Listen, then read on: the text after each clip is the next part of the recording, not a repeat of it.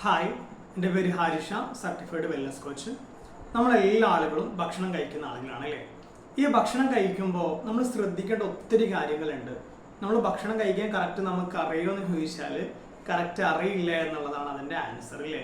പ്രധാനമായിട്ടും 4 കാര്യങ്ങൾ ഭക്ഷണം കഴിക്കുമ്പോൾ നമ്മൾ അറിഞ്ഞിരിക്കണം. ഒന്നാമത്തെ കാര്യം, ഭക്ഷണത്തിൻ്റെ സമയമാണ്. റൈറ്റ് ടൈമിലായിരിക്കണം നമ്മൾ ഭക്ഷണം കഴിക്കേണ്ടത്. അപ്പോൾ പലർക്കും സംഭവിക്കുന്ന ഒരു കാര്യമാണ്, പല സമയത്താണ് ഫുഡ് കഴിക്കുക, ഒരു കൃത്യത ഉണ്ടാവില്ല.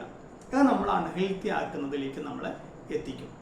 രണ്ടാമത്തെ കാര്യം, കറക്റ്റായിട്ടുള്ള അളവാണ്, റൈറ്റ് ക്വാണ്ടിറ്റി. ഇതാണ് രണ്ടാമതായിട്ട് നമുക്ക് വേണ്ടത്. എടുക്കുന്നതിൻ്റെ അളവ് അത് കറക്റ്റ് ആയിരിക്കണം. നമ്മുടെ ബോഡിക്ക് എത്രയാണോ ഫുഡ് ആവശ്യമുള്ളത് അത് നമ്മൾ കഴിക്കാവൂ. ആവശ്യത്തിൽ അധികം കഴിക്കാൻ പാടില്ല. അത് നമ്മൾ ഓവർ വെയിറ്റിലേക്കും മറ്റു എതിർത്തിലേക്കും നമ്മൾ എത്തിക്കും. എന്നാൽ ആവശ്യത്തിൽ കുറവ് കഴിക്കുമ്പോഴോ നമുക്ക് പല ടയർഡ്നെസ് ആയാലും അതുപോലെ തന്നെ പോഷകാഹാര കുറവിലേക്കും പല ആരോഗ്യ പ്രശ്നത്തിലേക്കും നമ്മളെ എത്തിക്കും. അപ്പോൾ കറക്റ്റ് ക്വാണ്ടിറ്റിയിലായിരിക്കണം നമ്മൾ ഫുഡ് കഴിക്കേണ്ടത്.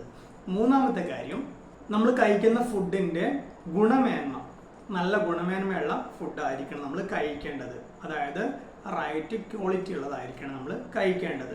ഏതെങ്കിലും ഫുഡ്, എങ്ങനത്തെങ്കിലും ഫുഡ് നമ്മൾ വാങ്ങി കഴിച്ചു കഴിഞ്ഞാൽ അത് നമ്മളെ പലപ്പോഴും അപകടത്തിലേക്കായിരിക്കും എത്തിക്കുക. നാലാമത്തെ കാര്യം, ഭക്ഷണങ്ങളുടെ സങ്കലനം, റൈറ്റ് കോമ്പിനേഷൻ. അതായത് നമ്മൾ കഴിക്കുന്ന ഫുഡിൽ വിറ്റാമിൻസ് ഉണ്ടായിരിക്കണം, മിനറൽസ് ഉണ്ടായിരിക്കണം, പ്രോട്ടീൻസ് ഉണ്ടായിരിക്കണം, ഫൈബർ ഉണ്ടായിരിക്കണം. അങ്ങനെ പല കാര്യങ്ങൾ അടങ്ങിയ ഫുഡായിരിക്കണം നമ്മൾ കഴിക്കേണ്ടത്.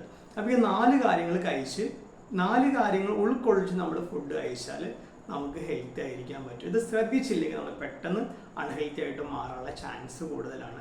ഇതെങ്ങനെയാണ് നമ്മൾ ശ്രദ്ധിക്കുക എന്നുള്ള കാര്യങ്ങൾ നമുക്ക് അടുത്ത വീഡിയോയിലൂടെ നമുക്ക് പറയാം. കൂടുതൽ ആരോഗ്യപരമായ വീഡിയോ നിങ്ങൾക്ക് ലഭിക്കാൻ വേണ്ടിയിട്ട് ഹാരിഷ വെൽനസ് കോച്ച് എന്ന് പറയുന്ന യൂട്യൂബ് ചാനൽ സബ്സ്ക്രൈബ് ചെയ്യുക. അതുപോലെ തന്നെ ഫേസ്ബുക്ക്, അതുപോലെ തന്നെ ഇൻസ്റ്റഗ്രാം എല്ലാം ഫോളോ ചെയ്യുക. Okay, thank you.